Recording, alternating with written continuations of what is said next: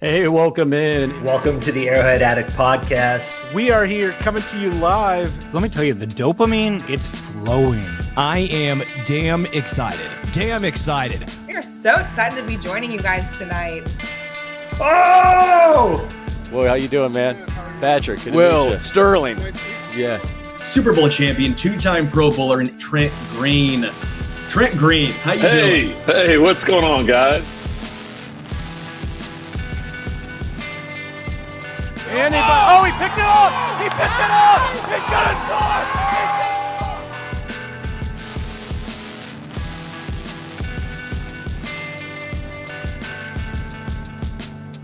And we'll see you next week, but until then, as always, go Chiefs.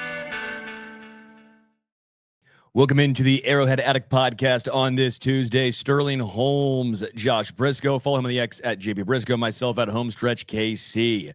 Some stuff to get into today, some concerning things to get into today, and maybe some positive things to get into today as the Chiefs are 0-2. Sky is falling. Well, Sky Moore is not maybe falling. Yeah, he's falling down the depth chart. Highlight of the game, baby. Punt returner 1. Falling down the depth chart and maybe to another team. But a lot of stuff I do want to get into depth-wise specifically. But first, Brisco, how are you?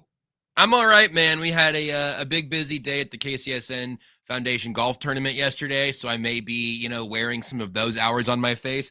I'm definitely wearing some of those hours on my shoulders right now. I went suns out, guns out, and my skin was not – it's not a bad situation. It was I was really kind of testing my own alabaster tones, and, might have a little pinkness coming around tomorrow. You can see on my face there a little bit. Not too bad, though.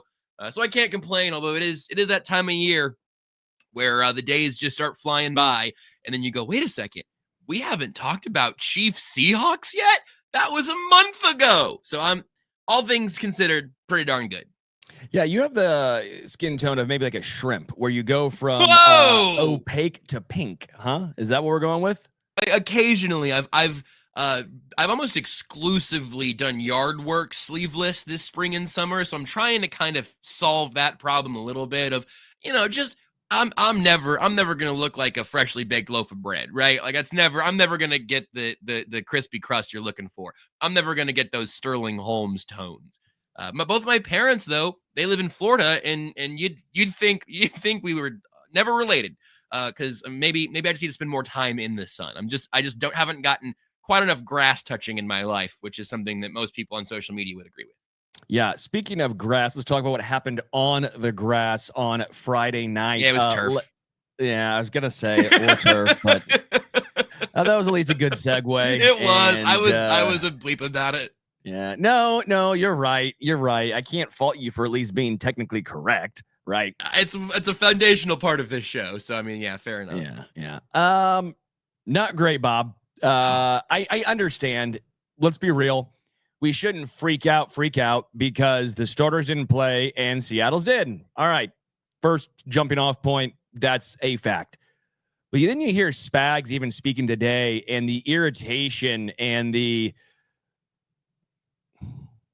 think irritation is probably the way of putting it. Disappointment? Disappointment's another great way of putting it, where it's like, hey, Chris Jones isn't going to be out there every single snap, guys. So, hey, let's try and see someone do something. Jerry Tillery thought that apparently every single play he was in was 3rd and 15. So he thought, hey, I'm just not going to worry about it's 1st and 10, they're running? What do you mean? It's not 3rd and 30? Just swimming past guys on a handoff. That's what they want you to do. That was frustrating. Omar Lot putting on weight and not really having the juice that we thought he was going to have. Now, again, 2 preseason games. I still have faith, but he's been battling an ankle this whole time, which seems to have gotten re-injured according to Andy Reid yesterday. Correct. Then FAU's now placed on the IR. He was behind Ashton Gelati. It looked like on the depth chart. Charles Omenihu playing late in that game. Lot of snaps. And not really doing a lot in those snaps. I don't know. Again, no Nick Bolton, no Chris Jones, but still, for a team that's been, in my opinion, so successful in large part because of depth, the depth did not look very good. You've covered the obvious thing to say at the front end, but then I thought, to your point, Spags had the right answer for it today. Chris Jones did not play. Drew Tranquill and Nick Bolton did not play. George Karlaftis played 6 snaps. Jalen Watson, Christian Fulton, and Trent McDuffie did not play. You also have a coaching staff, who, by the way, like I think famously and correctly, Steve Spagnuolo's coaching staff gets credit for scheming things up and then doing things to opposing offenses that they're not expecting. So I don't think that the week 2 preseason game where the Chiefs played backups against the Seahawks starters, I do not think that should be firing off alarm bells for the tried and true version of the Chiefs defense this year. I do think you can use it to evaluate the guys who are out there, and to your specific question, Sterling, about depth, and to what Spag said today. Chris Jones can't be out there every snap. Everybody's going to miss snaps rotationally. Almost everybody's going to miss serious snaps with injuries here and there, even if it's a series or two. If Chris Jones is getting his ankle tape back up in week 12, they're going to notice that he's on the sidelines, and that's going to change what the offense wants to do attacking. It's, like having a top corner out, right? So I will not argue at all that Friday's game in Seattle should give you any sort of good feelings. It shouldn't. It wasn't a very good feeling game. The best feelings I think I got were Jalen Royals' kick return, which is just promising that he can do that. And then Sky Moore's punt return was awesome because, it was a terrible game for him until that moment. And it's no fun to watch somebody just seem like they're in hell in their own helmet, So, but like, those are legitimately the things I think you can kind of hang your hat on. I do think it's reasonable to have some questions about the defensive line depth and the linebacker depth, because we had those in training camp. We had those in the offseason. We had those around the draft. Omar Norman-Law on the D-lines in kind of a different role than he was in college. I'm not worried about the secondary yet, because I think you get Watson, Fulton, and McDuffie out there. Not that Fulton's played yet, so that's maybe a little bit early. I do think the front seven, though, has given you some cause for concern, even when Nick Bolton's back out there, even if Drew Tranquill does end up being healthy enough to go. I think we could spend some time kind of going through the depth chart in the front seven and coming up with some serious concerns. Not death knells by any means, but concerns. Yeah, I am concerned about Christian Fulton at this point in the back end. A guy who's been injured and still injured, not a great sign. It's almost like they decided to say, hey, Christian Fulton and Jalen Watson, can you combine to give us 17 games this year? And hopefully they alternate, or at least the injuries are different. So Watson could start, and then maybe Fulton goes in if Watson gets in. Again, you have guys who have shown that they get injured. Whether it's their fault or not, it's football. Injuries happen, and some guys just might be a little more susceptible or a little more unlucky than others. Offensively, I don't understand the lack of playing time for Kingsley, because Kingsley has shown you so far he is not good enough in pass protection. He's shown you. He's telling you where he's at right now. I'm not saying Kingsley should not be the week 1 starter, but I'm also saying Kingsley should not play, 11 snaps? 10. Whatever it was in this game. That's absurd. In those 11 snaps, what did Kingsley show you that said, yeah, we're comfortable having him protect Patrick? Look at again, PFF's not the end-all be-all, but look at his pass block grade. Wow. It's like a 13. It's not good. And again, the reason why I said I'm not saying he cannot be your starter. He's been phenomenal in the run game. He's been really good. But the issue is this is a pass-first team. Yes, they're a little more balanced, but it's still you got to protect Patrick first and foremost. And if you are not doing your job at left guard, well, that's an easy way directly to the quarterback. I don't know your thoughts on Kingsley, but I've been perplexed at the lack of playing time in the preseason for him. I don't know what the Chiefs have seen that said he's good enough, he's ready to go. But I personally think that if week 3 he looks the same in pass pro, you really have to start thinking about Caliendo or Jalen Moore at that spot earlier rather than later into the season. I do think it's interesting kind of working backwards. I don't think Jalen Moore's taken a snap at guard in the preseason. I think that's been exclusively right tackle, right? And frankly, man, you throw Mike Caliendo in that exact same spot, I think we're probably having some similar conversations. Maybe his floor as a pass protector feels a little bit higher. His ceiling as a run blocker is a lot lower. I think that's kind of part of it right now, where there just is going to be a question at left guard until Kingsley proves it. And that's all you can ask. I mean, if you're a professional player, prove it, earn the job. And we'd love to stop talking about that being a position that you're not 100% confident in. Back to kind of your original thesis. My first thought, I've evolved as you were talking there, Sterling. You've made some good points. My first thought is, I don't think 5 more preseason snaps are going to be the difference on if Kingsley is going to be a good left guard or a poor left guard this season. I do think, though, to your point, it is a little bit interesting to say, hey, man, yep, you are good to exit the game alongside Trey Smith and Creed Humphrey. Like you got, and Josh Simmons, obviously, in this case, too. And Juwan Taylor didn't play. And Jalen Moore, he took 10 snaps at right tackle, and that was it, because Taylor wasn't out there on the turf in the rain, which is also fine. Smart.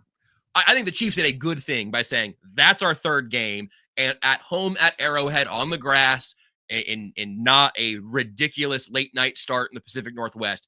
We're going to make the third game kind of our dress rehearsal. We got 2 weeks before Brazil. Of course, you just have to hope you get lucky on injuries, but anything minor, you're probably good for week 1. Fingers crossed, knock on wood, all that.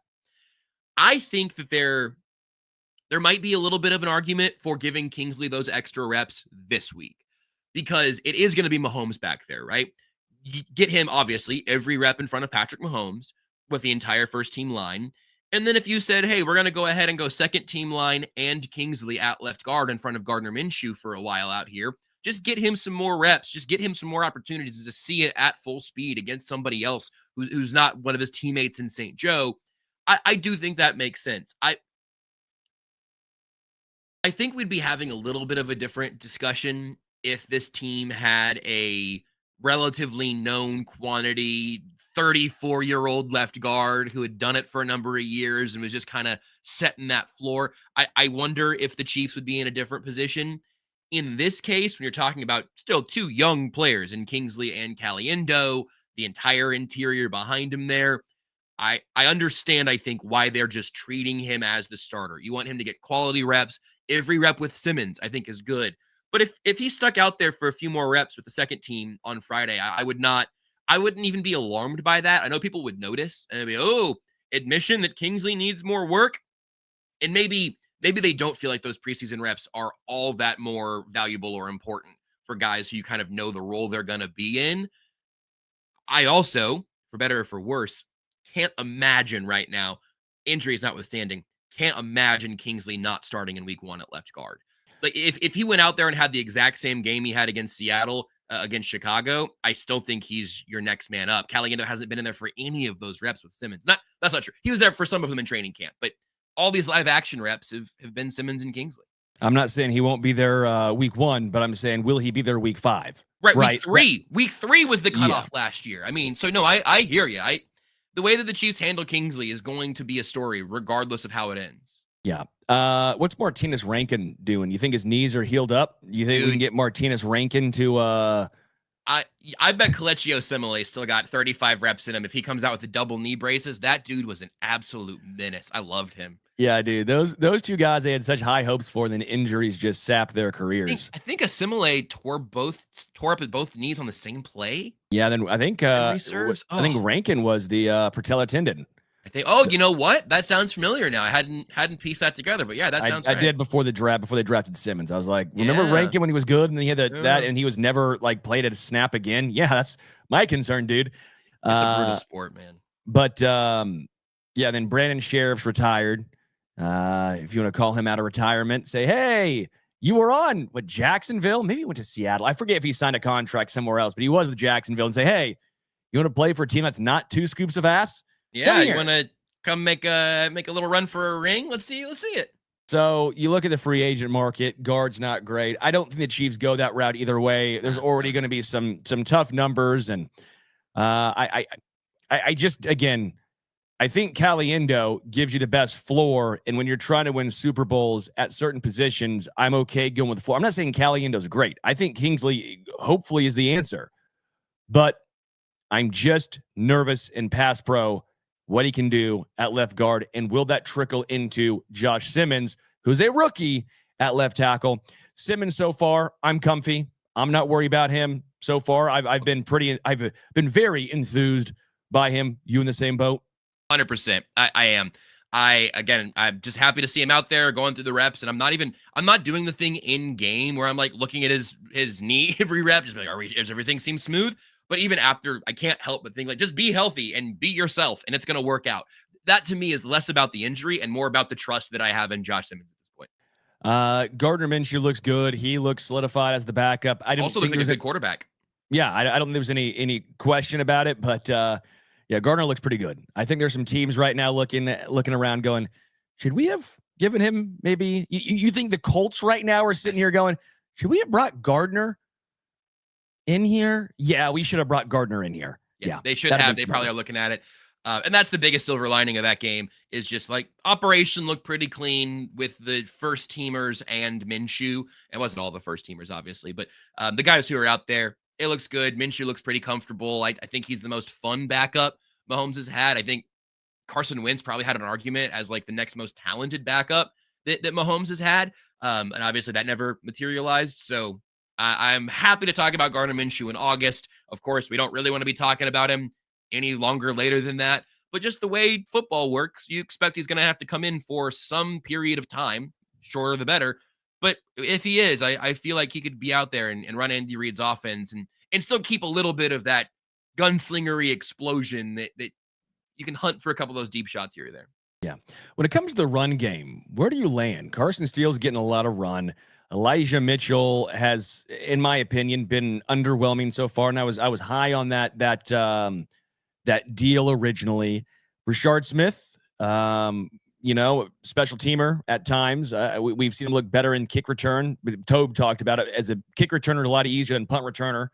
Don't have dudes flying at you. At least kick return, the ball has to touch your hands before they can even get a head start in the new age of the kickoffs. Where do you land on the current landscape of the running back room? I don't think a ton has changed for me as we've kind of gone throughout the running back room, kind of all offseason, preseason, training camp. Isaiah Pacheco is the number one running back. Kareem Hunt's going to have a role. I think at one point I may have had a little skepticism of what Hunt's role would look like. I think we know he's firmly safe on this roster, and we'll just you hope he's used in doses that keep him fresh. And that's kind of, I think, the idea for this whole running back room in a lot of ways. I'm not stressed about Rashard Smith. I know that some people after week one were starting to kind of get itchy about him like having a roster spot. I'd still be really surprised if anything happened there. Had a really nice play against Seattle where he was dead to rights and then made something out of it. That's nice to see. All in all, though, I mean, I will say that like it's preseason. This is more remembering what happened last year.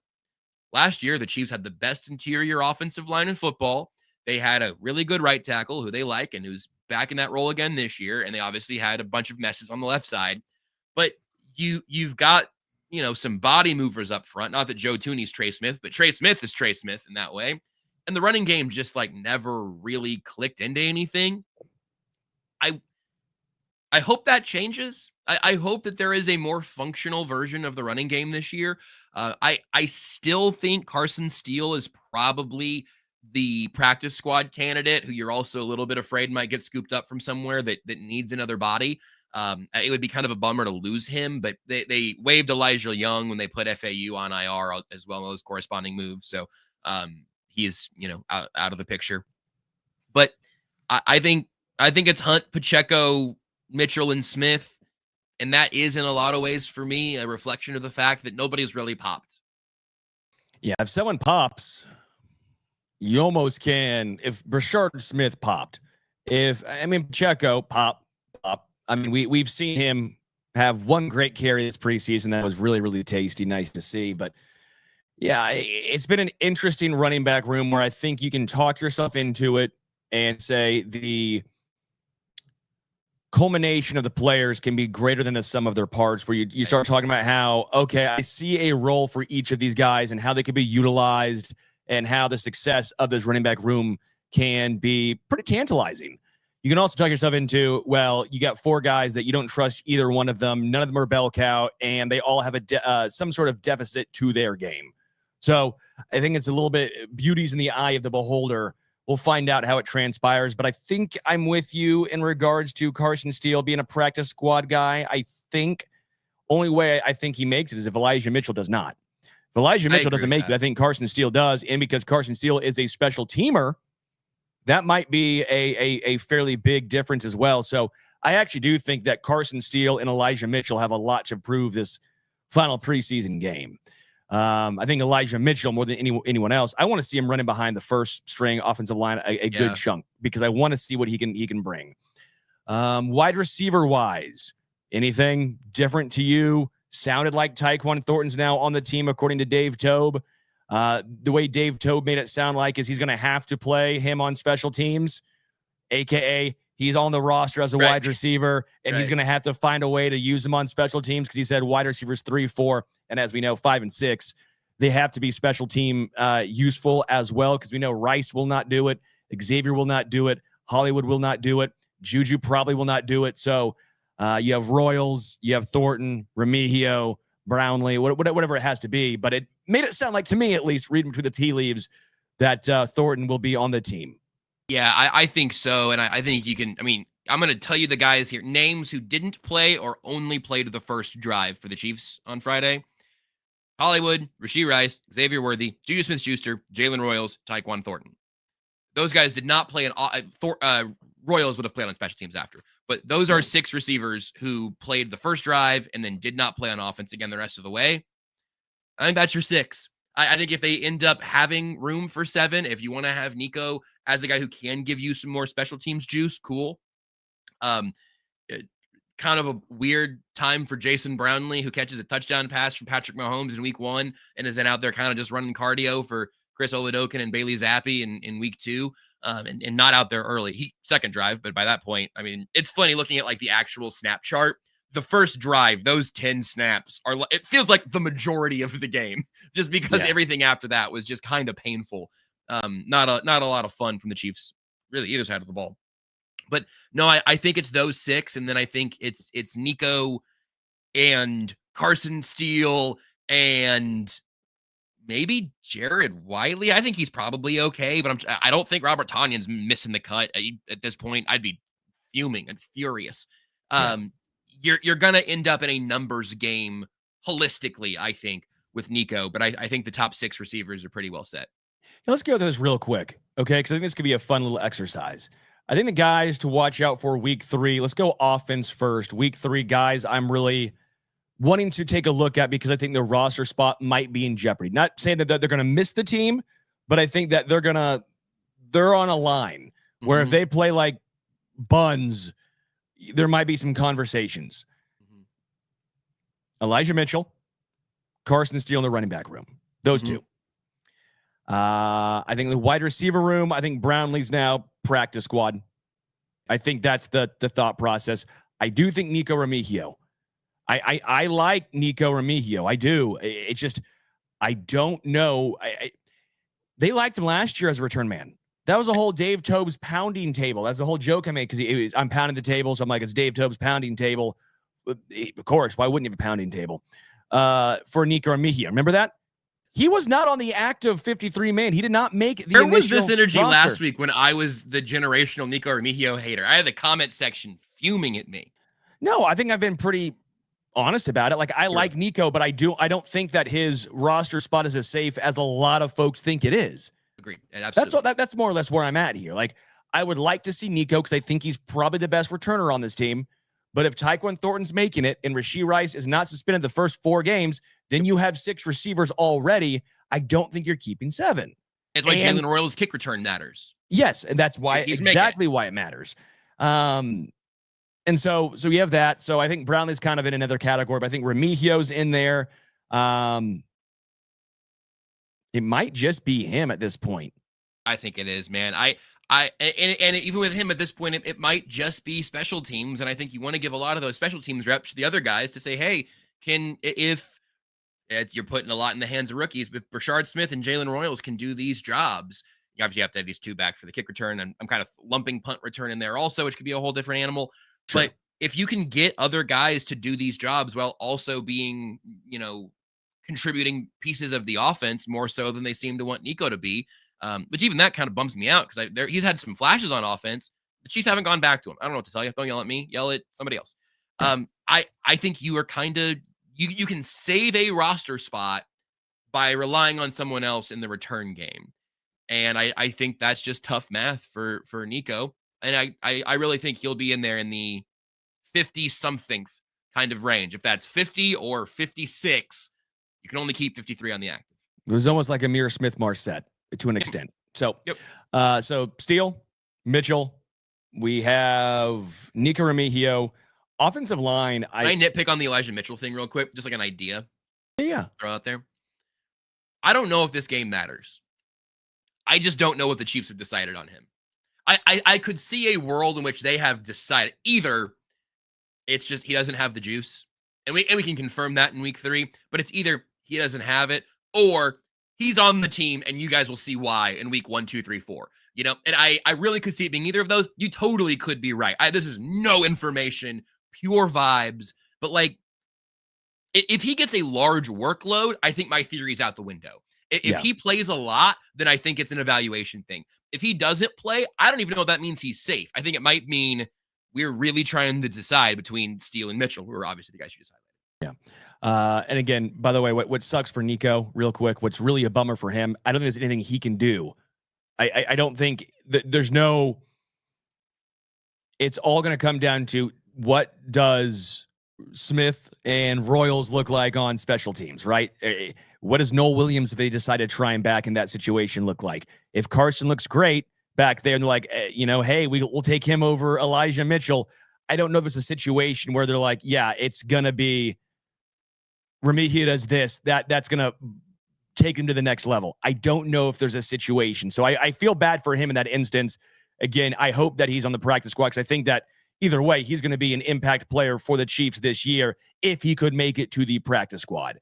It's just because the Rashee Rice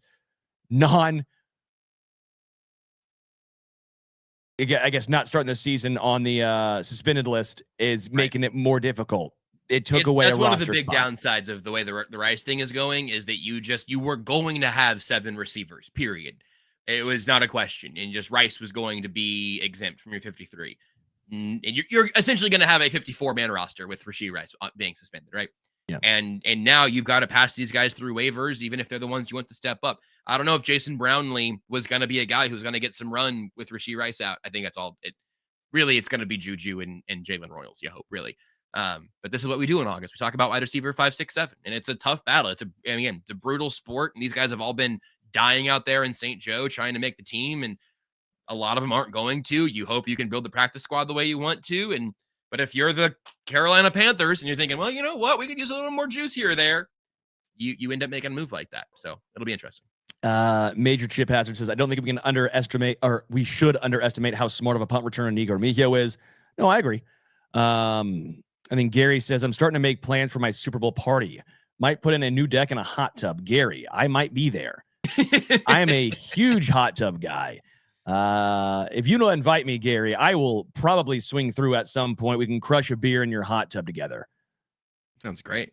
Why not? Brisco, you in? Probably not on game day, but like a little, just someday, like Super Bowl Monday, kind of enjoy the cold February air and the hot tub water. Yeah, hell yeah. I'll bring a couple briskies. Yeah, we'll bring some beers. Gary, we might swing by. Let us know about the hot tub party. Don't put your address in the chat, though. Yeah, don't do that. That's bad. That's bad idea. DM Sterling. Hey, dude, can we use your hot tub?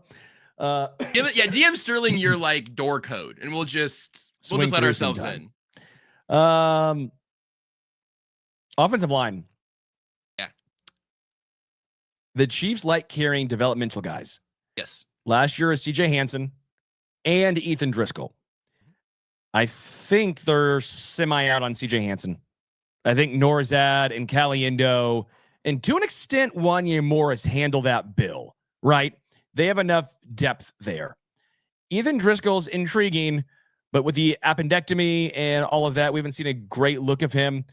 Guy I like is Esapole. I think Esapole is probably this year's dude that they keep on the 53. That's always going to be inactive on game day. That's who I'm rolling with as my maybe surprise pick, if you will. I don't think it even should be a surprise pick. I think it is the Ethan Driscoll slot that you mentioned last year. Chu Godric, even, he's been kind of a cheat code because with the International Player Pathway program, you can have a 17th player on your practice squad if they clear waivers. So Godric has also been one of those guys. I think the Chiefs have been wise to just like, hey, this may never work, but it's almost always worth the 53rd roster spot. And your point, one of the healthy scratches every week. It's almost always worth one of those slots to find the 6'8" giant who never played football in high school or what. Like, I'm combining some stories here, I think. But just you find your freak athlete, you give them NFL caliber coaching, and you try to get their footwork right. And all these guys also played in college. I'm not completely. Well, I actually don't know where Godric ended up exactly. He was at Auburn for a year. You check that for me while I talk about Pole and Driscoll. Maybe. But you take these like raw, enormous prospects and you try to coach them up, and you see a few years down the line, if they're a swing tackle for you that you got as an undrafted free agent in a couple of years, cheap paychecks, and then ultimately they're able to be one of those developmental pieces for you, that's fabulous. So I think I would also always be on board with that strategy of keep one of those monstrous developmental pieces around and see what you can find. I do wonder, with Driscoll's thing being an appendectomy, I don't know if he's like really a candidate for kind of the IR stash kind of thing, but it's also hard to, I think, for me to expect him to be on the 53. Maybe you just hope you get him to the practice squad and hope that other people, he doesn't have a lot of tape out there, so most teams aren't going to be finding a lot. What did you find for me on Chew Godric, Sterling? Was that it just says international. Just says international. I'm going to figure it out. Yeah. By the way, I do think the Chiefs keep 10 offensive linemen. You're right. Simmons, Caliendo, Humphrey, Trey Smith, Jawan Taylor, Kingsley Sumati, Eo, Wanye Morris, Hunter Norzad, Jalen Moore, and I'm going Esapole instead of CJ Hansen or Ethan Driscoll. So, yeah, I do agree they keep 10 on the offensive line, and that's the 10 I am keeping. Mr. Proctober, the Chiefs in big trouble. Quote, yeah, I know. It's kind of the bit. It's kind of a joke. No, we know the Chiefs aren't in big trouble. It's kind of the bit of them being 0-2. And after week 1, you could say that poor Chiefs play or poor quarterback play for the Chiefs dooms them. It's more or less just a joke. No, I think the Chiefs are going to be better than last year with a worse record than last year. But going just as deep, if not farther, they'll at least make the Super Bowl this year. And hopefully they can actually seal the deal this time around. But yeah, I'm actually I think this Chiefs team is actually going to be surprising offensively a lot of folk. Yeah, I just found a story that, this is either a story. I wrote a story that Jordan Foote wrote. I think you're right. I think Godric was just straight up just like through the like athlete program. It's the International Pathway Program. Well, I know, but I mentioned that earlier. That's also, I guess, like Luis Zamet also did that, obviously coming from rugby, not playing organized football. So yeah, I think I'm trying to remember. I don't know who I was misconnecting Godric with there, but yeah, Godric, Driscoll, Pole. I think you're looking at similar things of trying to mold these athletes into NFL offensive tackles, and if you can do it, the juice will be worth the squeeze. Everyone's looking for Jordan Mailata. That's basically what it comes down to. Everyone's looking for that guy, and if you can keep one guy on your practice squad or even on your active 53 and not play so they don't get poached, and in 2 years from now, when not only is Jawan Taylor off KC, but probably Jalen Moore with his contract, hey, that right tackle spot's open. Could you be looking at, let's just go ahead and say Esapole. Just, again, that's future stuff no one cares about for this year, but it's what the Chiefs and their developmental room have to care about. You'll care in 2 years when you're like, who's the right tackle? Yeah, correct. You don't want it to be the guy that's barely played any organized football right now. You want it to be the guy that barely played any organized football and then improved with the team and then took the spot. So do you agree with my 10 offensive lineman conversation before we move to defense? I think so, yeah. I think there's still some room for a couple little surprises, but if I had to submit a list, I think I'd do the same one. Okay. Defensive line, Karlaftis, Jones, Pinnell, Mike Dana, Aminahu, Jerry Tillery, Owen Munlot, Ashton Gelati. There's 8. It was going to be FAU. FAU now placed on the IR. I'm assuming that's Malik Herring, and if they kept 10, you're probably looking at Marlon Tuipulotu or Fabian Levitt. Or, again, I think there's a more than 0% chance, less than 75% chance. Probably I would go in that 50 to 60% range of the Chiefs on veteran cutdown day, bringing in a guy, maybe even 2, but for sure a guy on the defensive line to try and fill said void. You're honestly kind of a Mike Pinnell sort of type of a guy who's bounced around, been kind of a journeyman, but you know what he is. You have film on him, even though he wasn't in camp with you. I agree. I think right now with the current version of the depth chart, I think Tuipulotu needs to be on the roster. Certainly if Omar is not playing on Friday and his status with his ankles kind of in doubt, there's just not enough beef on the interior of that defensive line right now. There just isn't. It is Chris Jones, Mike Pennell, Jerry Tillery, and that's it if Omar is limited in the interim. And even then, he's a rookie kind of doing a new thing on the defensive line. So I don't know if that ends up meaning one fewer edge and one more D tackle with Felix being out. I even thought Janarius Robinson might have had an argument for that last stop. Obviously, he got the sack in week 1 and then I think broke his foot in week 1 or some sort of foot fracture. So there is suddenly a spot there. I think more likely than not, there will be someone from the outside. And even then, if Marlon needs to be on this roster, if Omar misses some time, at least he's been around, I guess. But obviously the Chiefs aren't in love. Yeah, I mean, it could be Malik Herring on the outside looking in, Marlon Tuipulotu on the outside looking in. Could be an absolute shock. I don't think so, but a shock of maybe no Jerry Tillery if they don't like what they've seen from him. I think Jerry Tillery's going to play a lot of football this year. I think so too. I'm just saying. I just we'll see. I would agree with you. Linebackers. Drew Tranquil. By the way, when you said beef, there's a lot of fillets on the defensive line. Not enough porterhouses. I think that's more fair. Yeah. Need more porterhouses. Yeah. More T-bones. I know they're different cuts, but still, I'll take a T-bone right now. Drew Tranquil, Nick Bolton, Leo Chanel, Jeffrey Boss. That's 4. I assume Jack Cochran is also safe. He is your special teams ace. That is 5 guys. Do they keep 6? That would be a Cam Jones, a Cole Christensen, Brandon George. I think you need a little more beef up front, but we got 5 guys, burgers and fries at the linebacker room. I think that 5 is probably the right call. Yeah. No Swayze Bozeman. I looked it up. He is no longer chief. Is he a Bear or something? He signed a contract. He signed a 1-year deal, but I think it was fully guaranteed, whatever it was. And I was like, yeah, smart. You should do that. Yep. Absolutely. Absolutely. Yeah. Take the guaranteed money, folks, in general. Yeah. Phantom asked, did the Chiefs make a play for Trey Hendrickson now that FAU is out? No. FAU wouldn't be the reason to change that. I mean, if they could have been in on Trey Hendrickson probably before the Karlaftis extension, though. I would be thrilled and beyond shocked. Yeah. Yeah. I don't think there's a chance when you need to pay Trent McDuffie still and all that stuff. So, Christian Wilkins, would you entertain it? Yeah, 1,000%. Nobody actually knows what happened there, really. So, figure out what happened there. Yeah, I would be elated for Christian Wilkins to join. I would feel fundamentally different about this defensive line if he's healthy and things are okay. It's hard to say without knowing what actually happened in Vegas, but yeah. I'll tell you what I'm not going to do. I'm not going to give the Las Vegas Raiders every benefit of the doubt. Sorry, I'm not going to. And there was a story out and then also another story about not a story.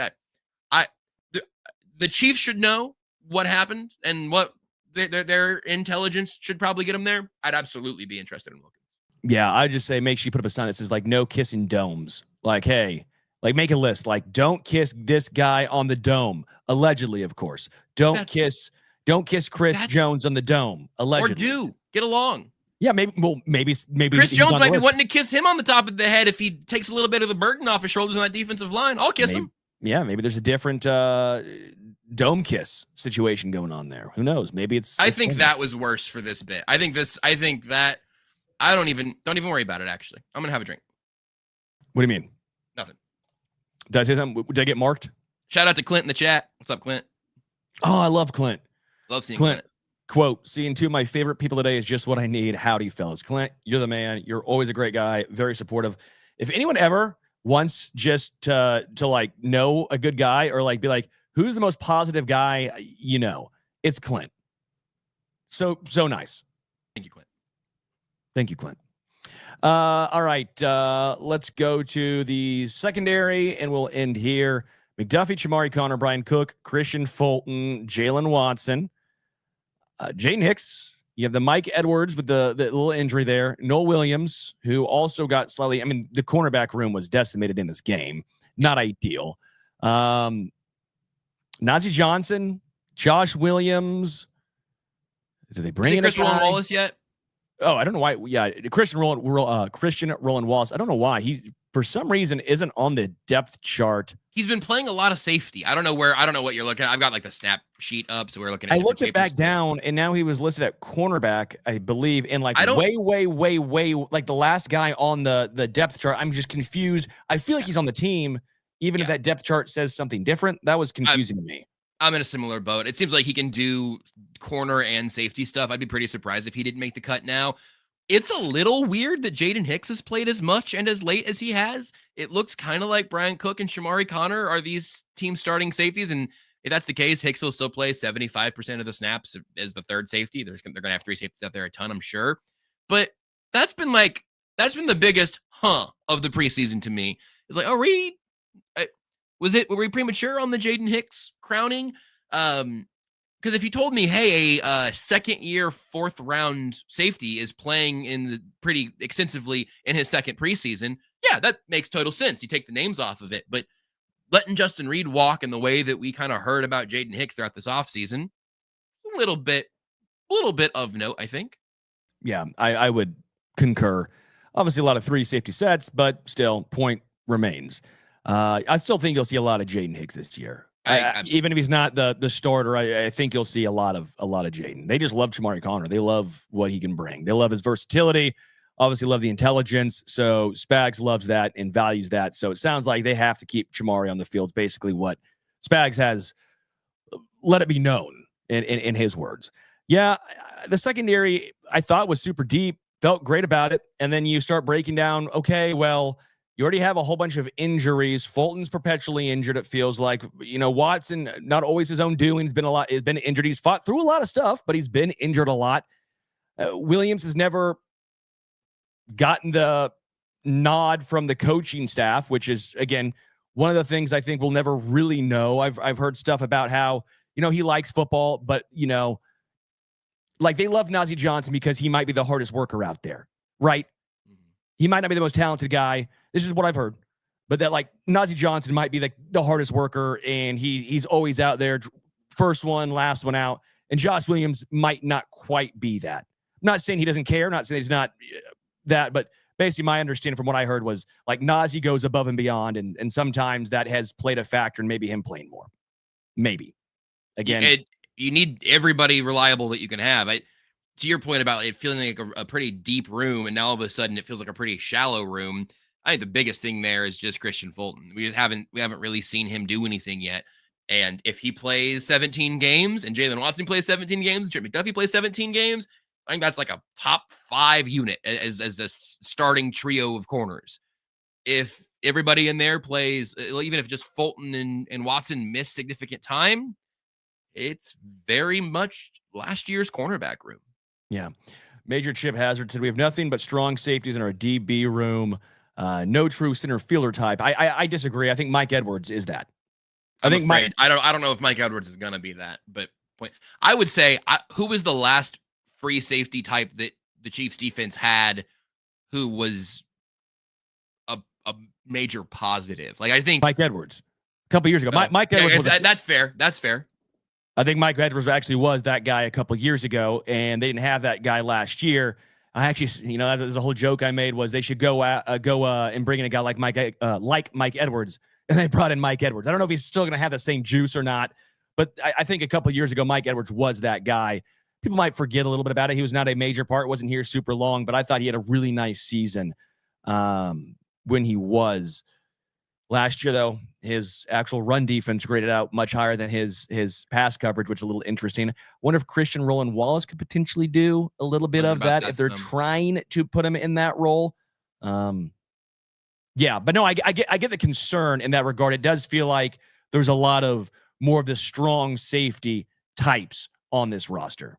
I think that's somewhat by choice, just in the types of guys that Spags seems to value the most. I saw mention of Juan Thornhill in the chat. Like, Juan Thornhill was one of those guys for sure, but you also think about his physicality. Like, he was able to also lay a hit, and then his injury kind of set him back for a year and all of that. So I think it's totally fair to note. I just think it's somewhat by choice, again, in terms of the types of physical, versatile players that Spags really values. Yeah, I was looking early on to would the Chiefs trade one of Williams or Najee to a team kind of like the Amir Smith-Marset situation or like a Rashad Fenton situation where, yeah, they've played a lot in the NFL. A team might say, we need a guy. We need a veteran. We need a guy who's at least played snaps in the NFL because our room is decimated. Example, I thought the Dolphins could be doing that. But at this point, with the amount of injuries that are starting to pile up for KC, I think you need those guys. And it makes you have to just hope again, saying, will Williams ever earn the trust of the coaches? And can Nazi get to the level where apparently the coaches view him at? Because the coaches have told us perpetually that they view Nazi in a different light from what we have seen. And was it the injury? Was it just once he gets... And by the way, I'll point this out. Remember how bad the cornerback room looked in the preseason last year? I don't remember anything from the preseason last year. Remember Watson and Williams and Nazi all those guys looked horrible. And remember Spagnuolo called them all out and was like, no one wants this. No one wants Nobody it. wanted the CB2 job. I remember Nobody wanted the CB2. Nobody wants it. And then all of a sudden Watson looked really good. And then Williams looked fine and not... But that was kind of my point. Someone almost always steps up. I just feel like Spags likes to put pressure on him. He might know what makes him tick. He might know that no one wants it. You don't want it. You don't want this. And they come out and prove a point saying I do. So I'm just throwing that out there. And maybe I'm holding out a little too much hope for that, but that's a little bit where I lie. I'd love to see Fulton get out there on Friday. I don't know if we're gonna get much from him or whatever, but you think about the preseason rust or whatever, it would be really nice to see him get a few live reps before you probably consider him to be one of your starters in Brazil. And if he doesn't play up until then, I don't know who the third cornerback out there is going to be. Yeah, I was going to say Christian Roland Wallace in the slot, but I don't know. I just don't know. But this is the fun part, baby. This is the guesswork. Dog, I can't wait for week one. This has been, again, I've said it time and time again. I think because the Chiefs lost and I had to clean my own silver spoon now, the maids left and we're now poor and destitute because the Chiefs lost the Super Bowl. And instead of winning back to back to back, we had to do our own cleaning. And now I want it. We want to get the silver spoon cleaned and polished by someone else now. Okay? We missed that. Is that a decent comp or is that dumb? I mean, it can be both. I think it's both. Okay. Thank you. Appreciate everyone hanging out with us. We'll have a whole bunch more content coming your way all season long. We, again, getting very, very close for the start of the regular season. Hopefully everyone enjoys Friday's preseason game 3. Looking like and sounding like you'll get at least some starters in that game. A lot to keep track of, a lot that Brisco and I both went to see in said game. Make sure you check out Brisco in about a half hour, 45 minutes or so on KCSN. Only weird games because that's what the Chiefs playing. We know that. Until next time, y'all, we are out.